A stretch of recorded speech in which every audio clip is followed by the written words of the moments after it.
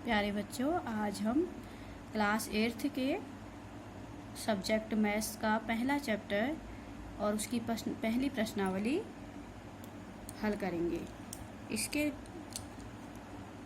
प्रश्नावली को हल करने से पहले हम सबसे पहले उन गुणधर्मों की बात करेंगे जो इन प्रश्नों को हल करने में प्रयोग होगी। ठीक है, तो सबसे पहले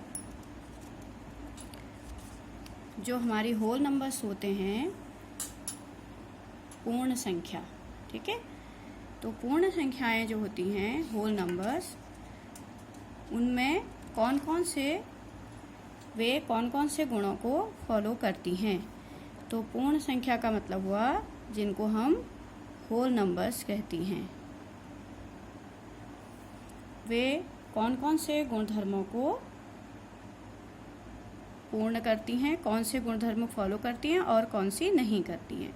सबसे पहला गुणधर्म है पूर्ण संख्याओं के लिए संवृत्त गुणधर्म। संवृत्त गुणधर्म को हम क्लोजर प्रॉपर्टी कहते हैं।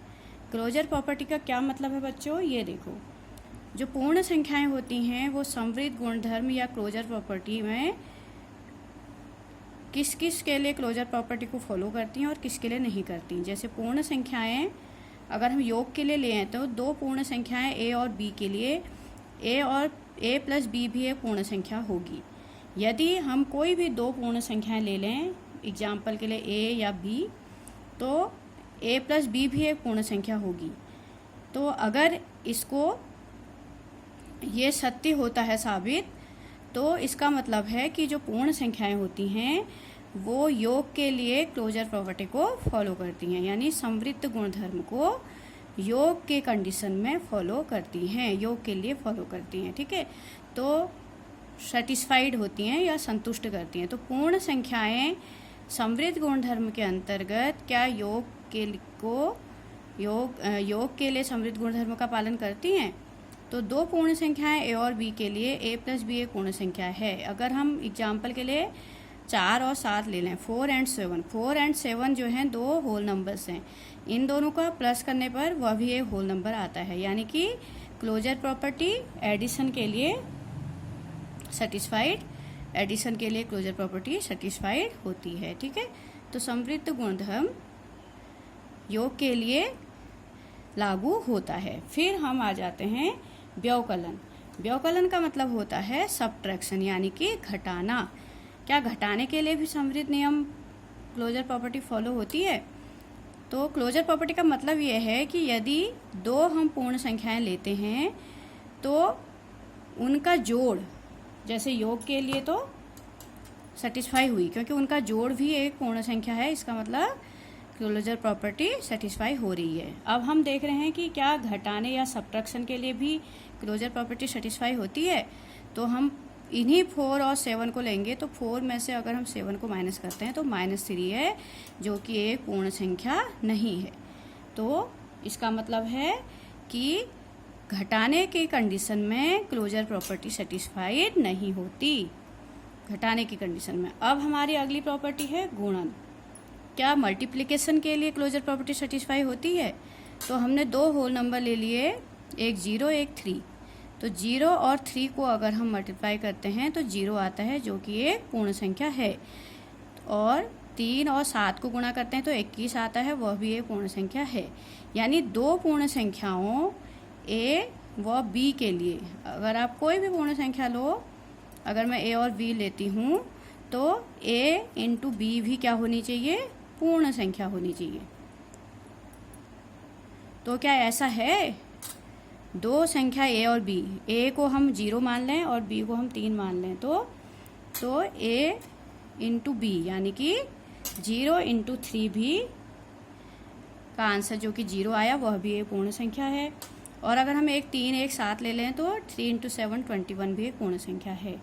इसका मतलब है भाग गुणा के लिए भी क्लोजर प्रॉपर्टी सेटिस्फाई होती है। ठीक है, अब है अगला भाग, यानी कि डिवीजन। क्या डिवीजन के लिए होती है, अब ये देखेंगे। तो 5/8 है, तो 5/8 5/8 कभी भी एक पूर्ण संख्या नहीं आएगी। ठीक है, 5/8 तो दशमलव में आएगा, जो भी आंसर आएगा 5 डिवाइडेड बाई 8, 5/8, इसका जो आंसर होगा वो एक पूर्ण संख्या नहीं होगी। तो आपने देखा बेटा कि योग जब हम करते हैं तब उन दोनों संख्याओं का योग पूर्ण संख्या आता है, और जब गुणा करते हैं तब भी पूर्ण संख्या आता है, लेकिन सब्ट्रैक्शन और डिवीजन में पूर्ण संख्या नहीं आता। इसका मतलब ये हुआ कि पूर्ण संख्याएं योग व गुणन के लिए ही समृद्ध हैं, यानी कि योग और गुणन के लिए क्लोजर प्रॉपर्टी को सेटिस्फाई करती हैं पूर्ण संख्याएं। ठीक है, और सब्ट्रैक्शन और डिवीजन के लिए क्लोजर प्रॉपर्टी को सेटिस्फाई नहीं करते हैं। ठीक है, तो जो क्लोजर प्रॉपर्टी होती है पूर्ण संख्याएं क्लोजर प्रॉपर्टी को किस किस के लिए सेटिस्फाई करती हैं? योग के लिए और गुणन के लिए, एडिशन के लिए और मल्टीप्लिकेशन के लिए, यानी कि योग और गुणन के लिए पूर्ण संख्याएं समृद्ध हैं, और सब्ट्रैक्शन और डिवीजन यानी भाग और घटाने के लिए पूर्ण संख्याएं सेटिस्फाई नहीं करती। ठीक है, अब अगला जो गुण है वह है क्रम विनिमेयता। क्रम विनिमेयता को हम कम्यूटेटिव प्रॉपर्टी कहते हैं। कम्यूटेटिव प्रॉपर्टी में हमें क्या करना होता है कि क्या दो संख्याएं, अगर हम अब योग के लिए करते हैं तो हम a व b के लिए कम्यूटेटिव प्रॉपर्टी में हमें क्या होता है कि क्या a प्लस b का आंसर वही आएगा जो b प्लस a आएगा। ठीक है, तो क्रम विनिमय का मतलब है क्या क्रम बदलने पर आंसर सेम आता है। तो आप देखते हैं कि आंसर सेम आता है। जैसे माना हम दो पूर्ण संख्याएं मान लें, हम दो पूर्ण संख्या क्या मान लें, हम मान लें दो पूर्ण संख्या 3 और 5। अगर हम 3 और 5 के लिए इस प्रॉपर्टी को सेटिस्फाई करना चाहते हैं तो 3 + 5 = 5 + 3 होगा या नहीं होगा? होगा। तो क्रम विनिमेयता का मतलब है कि पूर्ण संख्याओं को क्रम बदलने पर क्या योग एक सा आता है। तो योग के लिए अगर हमने किया तो हाँ एक सा आता है। इसका मतलब है कम्यूटेटिव प्रॉपर्टी योग के लिए लागू होती है। अब अगला क्या घटाने के लिए भी लागू होती है, यानी कि दो पूर्ण संख्याएं हम ऊपर वाली ले लेते हैं, संख्या 5 व 3 के लिए। ठीक है, 5 और 3 के लिए हम देखते हैं कि क्या कम्यूटेटिव प्रॉपर्टी घटाने में भी लागू होती है। तो यानी कि अगर हम क्रम विनिमय यानी क्रम बदल दें तो क्या एक सा आंसर आता है, क्या सेम उत्तर मिलता है हमें। तो 3 में से 5 घटाने पर क्या 5 में से 3 घटाने पर एक सा उत्तर आता है। तो 3 में से जब हम 5 को माइनस करते हैं तो -2 आता है, 3 - 5, और 5 में से 3 को करते हैं तो 2 आता है। तो क्या ये दोनों एक से हैं? नहीं हैं। इसका मतलब है क्रम विनिमय जो नियम होता है कम्यूटेटिव प्रॉपर्टी वो घटाने में सेटिस्फाई नहीं होती। अब हम देखते हैं क्या गुणा में सेटिस्फाई होती है। तो फिर वही 3 और 5 के लिए 3 व 5 दो पूर्ण संख्याएं हम ले लेते हैं। तो हम देखते हैं कि क्या क्रम बदलने पर आंसर में फ़र्क आता है। 3 × 5 और 5 × 3, क्या एक ही आंसर आता है या नहीं आता। देखो 3 × 5 कितना होता है 15, और 5 × 3 भी 15 होता है। इसका मतलब है सेटिस्फाई हो रही है। अब भाग के लिए देखते हैं, दो पूर्ण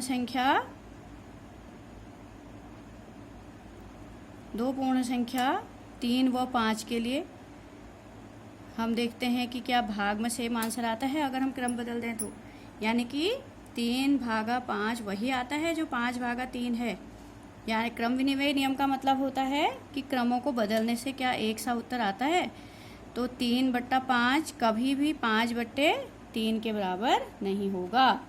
ठीक है, तो इसका मतलब है जो क्रम विनिमय नियम है कम्यूटेटिव प्रॉपर्टी वो योग के लिए फॉलो होती है और गुणा के लिए फॉलो होती है, लेकिन घटाना और भाग के लिए सेटिस्फाई नहीं होती। ठीक है, क्रम विनिमयता जो है वह भाग और घटाने में क्रम विनिमय नियम नहीं लगता। ठीक है, तो पूर्ण संख्याएं योग व गुणन के लिए क्रम विनिमय हैं।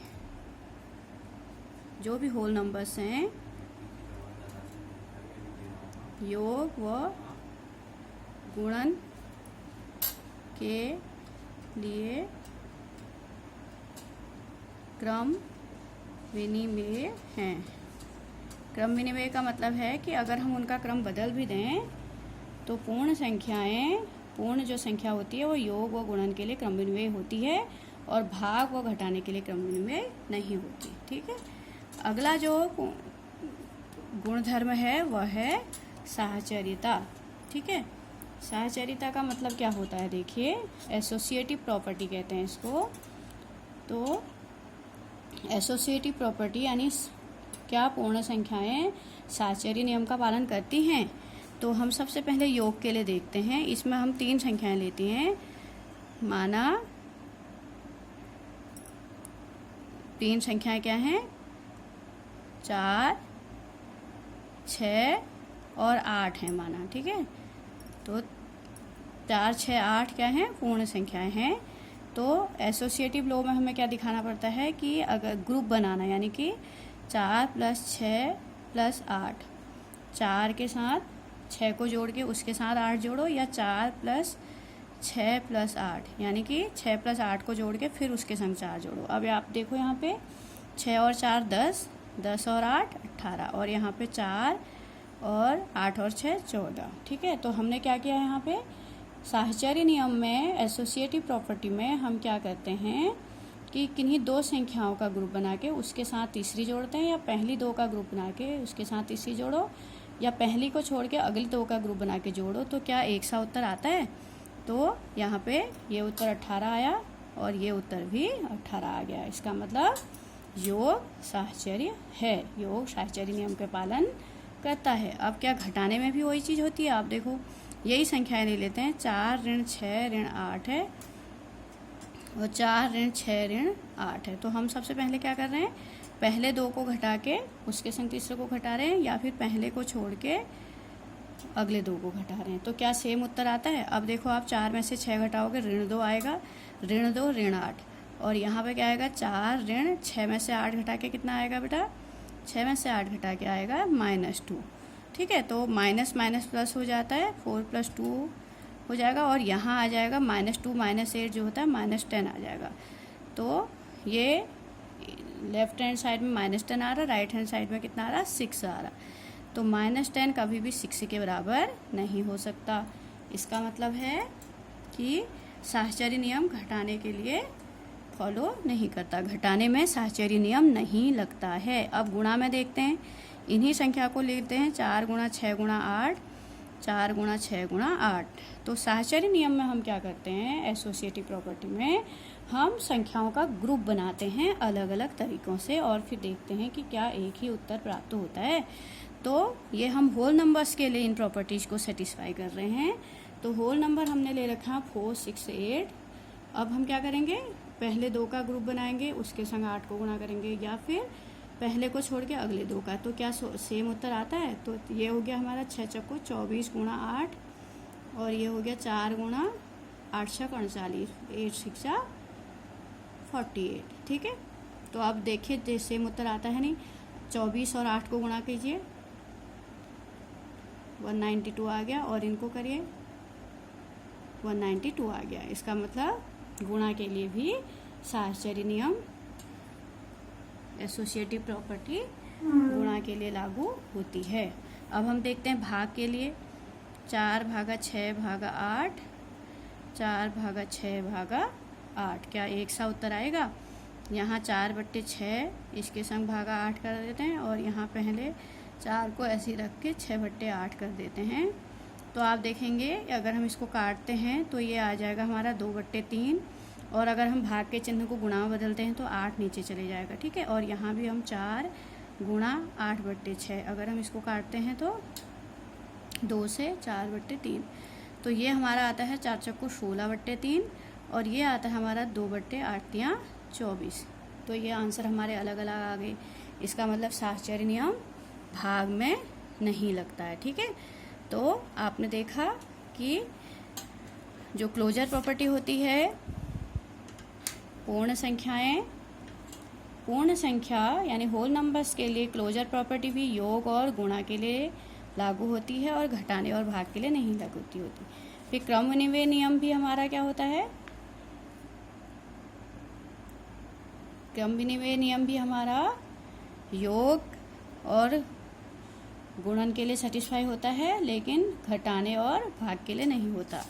ठीक है, और अगली प्रॉपर्टी जो हमारी है वह है साहचर्य नियम। तो साहचर्य नियम भी मैंने आपको बताया अभी, वह भी योग के लिए, योग साहचर्य नियम का पालन करता है, व्यवकलन नहीं करता, गुणा करता है और भाग नहीं करता। भाग में साहचर्य नियम का पालन नहीं होता।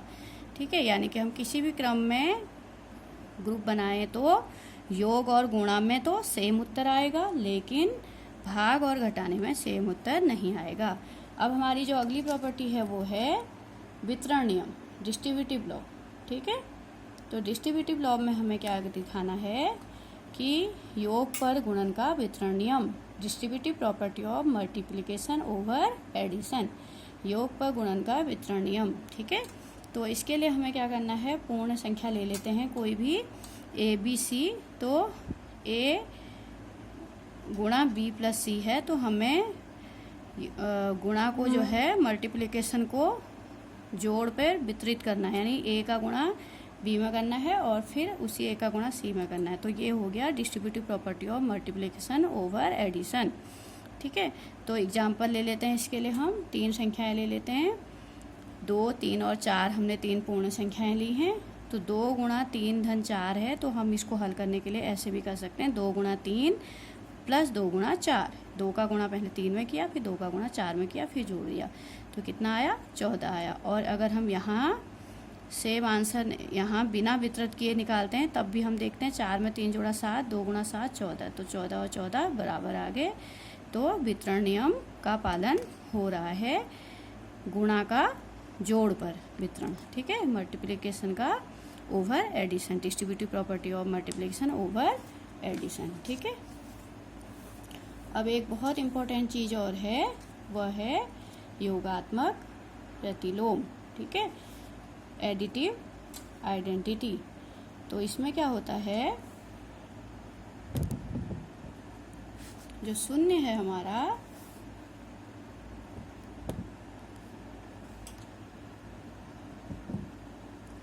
योगात्मक प्रतिलोम शून्य होता है, एडिटिव आइडेंटिटी। ये आपके बहुत इम्पोर्टेंट टॉपिक है। शून्य पूर्ण संख्याओं के लिए एक योज्य तत्समक है। जो शून्य है उसको हम योज्य तत्समक कहते हैं। ये हमें याद रखना है। कैसे, परिमेय और पूर्णांक संख्याओं के लिए भी 0 एक योज्य तत्समक होता है। जो 0 है वह योज्य तत्समक है, यानी कि, और यह सिर्फ पूर्ण संख्याओं के लिए नहीं, परिमेय और पूर्णांक संख्याओं के लिए भी योज्य तत्समक है शून्य। अगर आपसे पूछा जाए कि योज्य तत्समक क्या है, तो शून्य है। और योगात्मक प्रतिलोम हम जिसे कहते हैं, माना हमारे पास ए व बी 2 पूर्ण संख्याएं हैं, 2 पूर्ण संख्या हैं ए और बी। ठीक है, 2 पूर्ण संख्याएं हैं। तो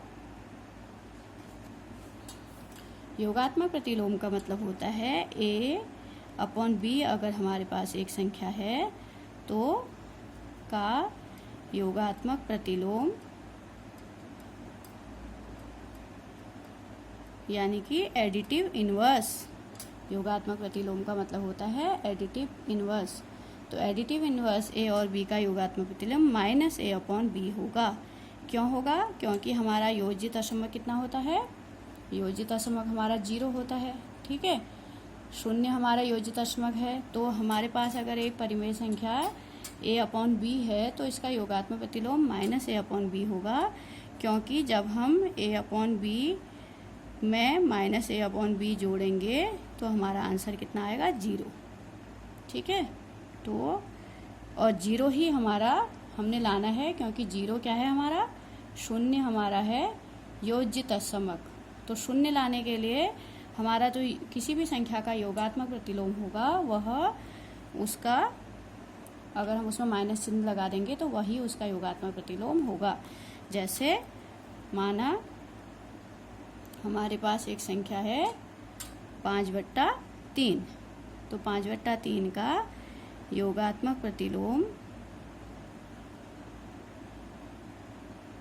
कितना होगा? -5/3 होगा। ठीक है, क्यों? क्योंकि हमें क्या करना है? 0 लाना है। तो 0 कब आएगा? जब हम 5/3 में -5/3 जोड़ेंगे तब 0 आएगा। एक प्लस है एक माइनस है, दोनों एक दूसरे को कैंसिल करेंगे। 5/3 0 लाने के लिए हमारा 5/3 का जो योगात्मक प्रतिलोम होगा वो -5/3 होगा, क्योंकि जब तक 1 + 1 माइनस में नहीं हो तब तक 0 नहीं आएगा। संख्या समान होगी और 1 + 1 माइनस में होगा तभी तो 0 आएगा। और 0 क्यों लाना है हमें? क्योंकि 0 हमारा योज्य तत्समक होता है। ठीक है। और इसके बाद अंतिम टॉपिक इसमें है गुणात्मक तत्समक, मल्टीप्लिकेटिव आइडेंटिटी। तो पूर्ण संख्या, पूर्णांक तथा परिमेय संख्याओं के लिए एक गुणात्मक संख्या तत्समक है। जैसे 0 योगात्मक तत्समक है, वैसी एक गुणात्मक तत्समक है। ठीक है। तो गुणात्मक तत्समक क्या है? 1 है। तो किसी भी संख्या का मल्टीप्लिकेटिव इनवर्स क्या होगा? गुणात्मक प्रतिलोम क्या होगा किसी संख्या का? किसी संख्या a/b का गुणात्मक प्रतिलोम मल्टीप्लिकेटिव इनवर्स क्या होगा? b/a। हम भिन्न को पलट देंगे, याद रखना। ठीक है। गुणात्मक प्रतिलोम निकालने के लिए कोई भी संख्या हो जिसका हमें गुणात्मक प्रतिलोम निकालना है तो हम उस संख्या को पलट देंगे। क्यों? क्योंकि जब हम a/b को गुणा करेंगे b/a से, यानी कि भिन्न को पलट देंगे, तो हमारा कितना आएगा? 1 आएगा। और 1 हमारा क्या है? गुणात्मक तत्समक है, यानी कि 1 लाना हमारा टारगेट है। तो 1 कब आएगा? किसी भी संख्या को किससे गुणा करने पर 1 आएगा? जब हम उसको पलट के उससे गुणा करें। यानी एक संख्या अगर a/b है तो उसको 1 करना है, तो 1 कैसे होगा? जब हम उसको गुणा कर दें उसी संख्या को पलट के, यानी a/b को जब हम b/a से गुणा कर देंगे, a/b को b/a से गुणा कर देंगे तभी तो 1 आएगा। तो अगर हम कोई एग्जाम्पल ले लें, माना 5/3 है, तो 5/3 का गुणात्मक प्रतिलोम क्या होगा?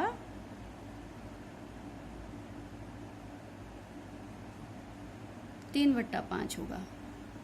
3/5 क्यों होगा? देखो क्यों? क्योंकि 5/3 को जब हम 3/5 से गुणा करेंगे तो ये आपस में कटेंगे और आंसर कितना आएगा? 1। और 1 ही हमारा गुणात्मक तत्समक है। वैसे ही अगर हमें योगात्मक प्रतिलोम लाना है तो हमें उसमें माइनस लगाना पड़ेगा, क्योंकि दोनों का जोड़ हमें 0 लाना होता है। यहाँ जोड़ 0 लाना होता है और यहाँ दोनों का गुणा 1 लाना होता है गुणात्मक तत्समक में। ठीक है। तो अगर हम एक एग्जाम्पल और लें, जैसे हम ले लें 5, तो 5 का गुणात्मक तत्समक कितना होगा बच्चों? 1/5 होगा। अब तो आपके समझ में आएगा क्यों हुआ? क्योंकि जब हम अगर इसके रीजन पे जाएं तो जब हम 5 को 1/5 से मल्टीप्लाई करेंगे तो 5 कैंसिल हो जाएंगे और कितना आंसर आएगा? 1। और 1 ही हमारा लाना हमारा उद्देश्य है, क्योंकि एक गुणात्मक तत्समक होता है और किसी भी संख्या का मल्टीप्लिकेटिव इनवर्स यानी गुणात्मक प्रतिलोम होता है उसका उल्टा, यानी कि a/b का उल्टा b/a होगा, क्योंकि तभी उन दोनों का आपस में मल्टीप्लिकेशन करने पर हमें 1 प्राप्त होगा। ठीक है। तो इससे आगे के पहली प्रश्नावली को हम अगले वीडियो में पढ़ाएंगे।